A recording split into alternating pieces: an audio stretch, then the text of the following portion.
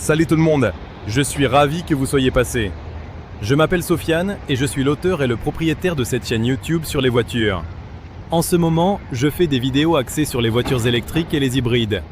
Donc si le sujet vous intéresse, abonnez-vous. Alors, on attaque directement le vif du sujet. 57 voitures électriques, une autoroute, une vitesse constante de 130 km/h. Qui va le plus loin? Préparez-vous, car on va passer en revue les résultats, un par un. On commence avec la Mazda MX-30, qui a réussi à parcourir 140 km. Pas mal, mais on peut clairement faire mieux. Ensuite, la Honda E, avec 1653 km. Une petite amélioration, mais on est encore loin du record potentiel. La Peugeot e-Rifter, elle, a atteint 164 km. On sent qu'on commence à grimper dans les classements. L'Opel Combo e-Life suit de près avec 1670 km. On voit déjà une différence significative entre les modèles. La MG FIV a parcouru 168 km. Une performance honorable. Puis, on passe à la Mercedes EQB 350, qui a fait une belle course avec ce 190,5 km. Impressionnant! Le SsangYong Korando Emotion n'est pas loin derrière, avec 202 km. On est dans le haut du panier maintenant. La VW ID 3 Pro a fait 215 km. On sent que la course se resserre. La Toyota BZ4X a réussi 217 km. On est vraiment dans le cœur de la compétition. La MG Marvel Air Performance, elle, a atteint 220 km. On est de plus en plus proche du podium. La Mercedes EQA 250 a parcouru 222 km. La tension monte. La Cupra Born 170 kW a fait 225 km. On est dans le sprint final. Le Volvo XC40 Recharge a atteint 227 km. On est vraiment au coude à coude. La Citroën SC4X a fait 235 km. On approche de la fin. Le Subaru Solterra a parcouru 241 km. Et enfin, l'Opel Zafira e-Life M, qui a terminé la course avec 249 km. Voilà pour cette première partie. Restez connectés pour la suite. Alors, on y est. 57 voitures électriques, une autoroute, une vitesse constante de 130 km/h.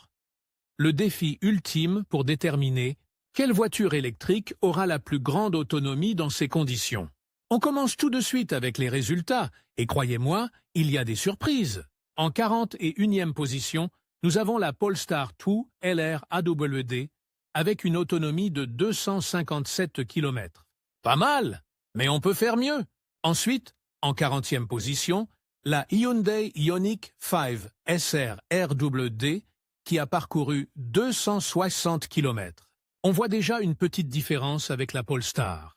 39e, l'Hiways U5 avec 265 km. On grimpe doucement dans le classement. En 38e position, la Renault Mégane E-Tech 60 avec 269 km. On commence à voir des écarts plus importants entre les voitures. La MG ZS EV arrive en 37e position avec 272 km. On sent que l'on approche des voitures plus performantes. En 36e position, la Mercedes EQV 300 avec 274 km. Une belle performance pour un véhicule plus volumineux. La BMW Xon X-Drive 30 arrive juste derrière, en 35e position, avec également 274 km. Un résultat intéressant pour un SUV. En 34e position, la Kia e-Soul, avec 280 km. On franchit la barre des 280 km. On continue avec la Hyundai Ioniq 5 LR AWD, en 33e position, qui a parcouru 289 km. Une belle amélioration par rapport à la version SR. En 31e position, la Renault Zoe U-Tech, avec 291 km. Une performance honorable pour cette citadine électrique. La BMW i4 M50 arrive en 30e position, avec 299 km. On approche des 300 km. 29e, le VW ID Buzz Pro avec 301 km.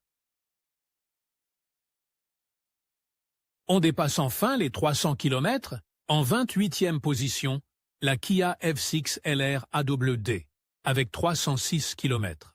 On voit que les modèles haut de gamme commencent à se démarquer. La Skoda Enyaq EV80 arrive en 27e position, avec 319 km. Une belle autonomie pour ce SUV. En 26e position, l'Audi Q4 e-tron 40, avec 327 km. On est presque à la fin de cette première partie, et les résultats sont surprenants. Et enfin, pour terminer cette première partie, la Kia Niro EV, également en 26e position, avec 327 km, un excellent résultat pour ce SUV compact. On se retrouve très vite pour la suite de ce test.